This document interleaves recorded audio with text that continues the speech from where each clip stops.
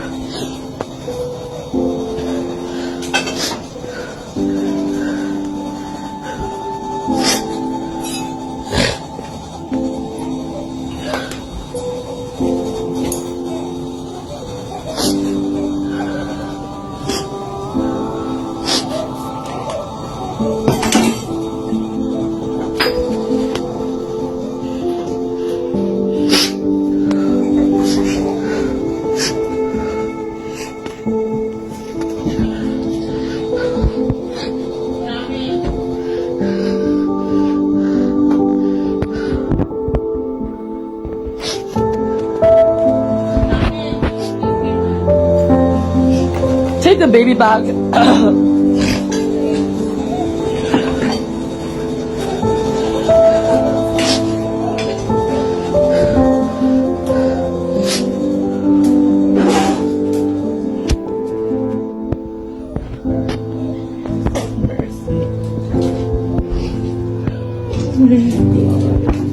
Oh my God.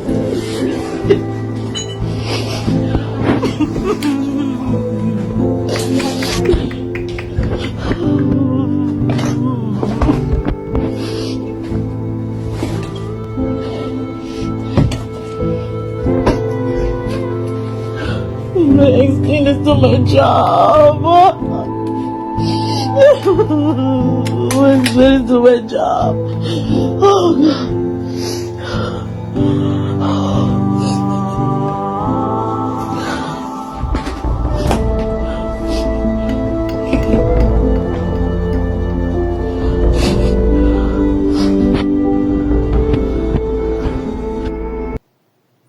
Alors, pour la petite histoire, vous avez en fait un gamin de 12 ans qui a fait péter toute la baraque parce qu'on l'a retiré son téléphone portable. L'histoire se passe aux États-Unis et elle est révélatrice je peux dire en fait, du laxisme de notre société, notamment dans l'éducation, et du fait que on a donné entre les mains des gamins des outils de destruction. Vous avez un gamin, il a tout pété, tout. La maison a été complètement tout pété. Il a pris une batte de baseball et il a tout cramé, il a cassé tout, d'accord?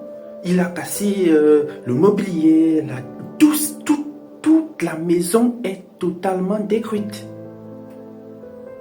Et vous allez encore me dire que l'éducation bienveillante a apporté des éléments positifs à la société? D'où vient que tu casses la maison parce qu'on te retire ton téléphone? On l'a retiré son téléphone pour acte de punition, d'accord? C'était une punition. Le gamin n'a pas compris ça dans cette logique. Son cerveau est allé totalement gris. Il a pris une batte de baseball, il a tout cassé. Vous allez me dire, mais on pouvait l'arrêter quand il était en train de s'enchaîner et tout. Pas. Lisez les lois américaines. D'accord? Ce gamin, il a posé, je peux dire, l'acte qui nous prouve encore une fois de plus que le laxisme dans l'éducation, le fait qu'on n'a pas pu essayer de maintenir un certain nombre de valeurs, ça donne des résultats.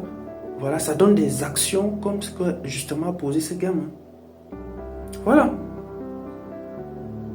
Nous, à notre époque, je me rappelle, les parents nous donnaient des tartes pour que tu files droit. Il y avait une certaine rigueur imposée. Tu étais ou tu marches ou tu ne marches pas. Est-ce pour autant que nous avons mal viré? Non.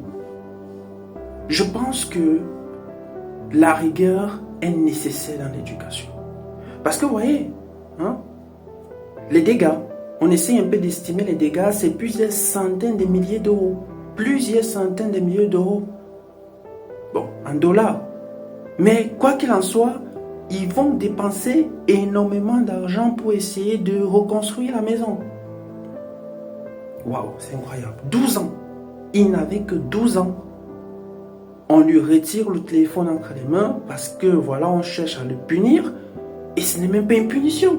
Le gamin, il a totalement vrillé. Il a pris une batte de baseball, il a tout cassé.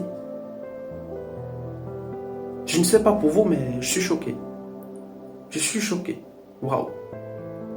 Ça, il faut avouer que... bon, vous allez... Honnêtement, je pense que je vais maintenir ce que j'étais en train de dire. Je disais tantôt qu'il faut essayer de réinstaurer une éducation de fermeté pour une certaine catégorie de gamins. Honnêtement, il y a des gamins qui comprennent avec le langage que tu lui dis je veux plus te voir faire ceci et il arrête. Mais il y a des gamins, la nouvelle génération de gamins, il faut avouer qu'il faut avoir le cœur bien accroché. Force aux parents qui ont des gamins au même style que ce bonhomme, mais il faut avouer qu'il faut réinstaurer une éducation de rigueur, une éducation de fermeté. D'où vient qu'on va discuter avec un gamin qui casse la baraque, qui retourne tout? Je pense que lui, on doit l'envoyer dans un camp militaire. Ouais. Dis-moi ce que toi tu en penses. Je pense que lui, il faut l'envoyer dans un camp militaire. Il faut essayer un peu de remettre un peu son cerveau en place.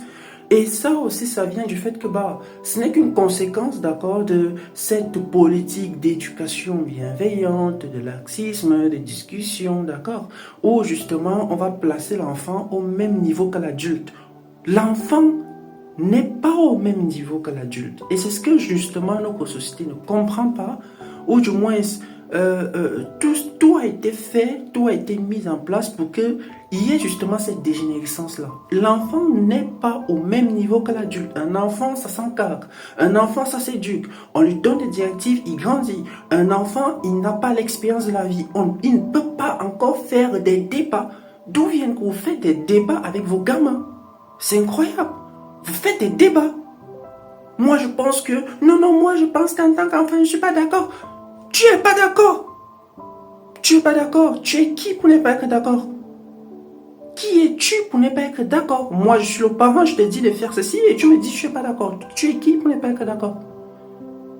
Je parle bien sûr des parents conscients qui sont consciencieux. Hein? Je parle des parents responsables, des parents qui éduquent le gamin dans la responsabilité, d'accord? Mais c'est incroyable. Voilà, donc la famille va devoir débourser plusieurs centaines de milliers d'euros, voilà, pour pouvoir reconstruire la maison en état. Mais quel dommage, quel dommage. Et pire encore, si cette famille n'a pas une bonne assurance, je vous rappelle que nous sommes aux States. Et là-bas, ça ne joue pas, hein. Ça ne joue pas en termes d'assurance. Donc, en d'autres termes, rien qu'un téléphone portable, je sais pas, peut-être 400, 500 $. Et au lieu de payer un téléphone à 500, 600 $, ils vont repayer la baraque. Incroyable.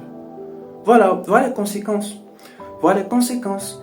De toute façon, ici, on va essayer davantage d'alerter dans tout ce qui concerne l'éducation positive, les mœurs. Il faut revenir à des sentiments plus nobles. Il faut revenir à une éducation plus forte. Et c'est ça qui peut essayer, d'accord? Ne serait-ce que de changer les mentalités qui, en soi, une fois étant changées, peuvent améliorer la société. On a besoin de ça, d'accord? Bref, quoi qu'il en soit, force aux parents, courage à vous. Dis-moi ce que toi tu auras fait en commentaire, d'accord? Qu'est-ce que tu, en tant que parent ou en tant que frère ou soeur de ce gamin, qu'est-ce que tu aurais pu faire? Tu me laisses en commentaire, tu partages, tu t'abonnes. Les gars, abonnez-vous. Abonnez-vous, vous êtes déjà des milliers à voir la vidéo. Il y a beaucoup de personnes qui ne s'abonnent pas. C'est pas bon, d'accord? Il faut nous donner de la force. Donc tu t'abonnes, tu partages, tu likes, tu commentes. Et comme tu le sais, on se retrouve à la prochaine. Ciao.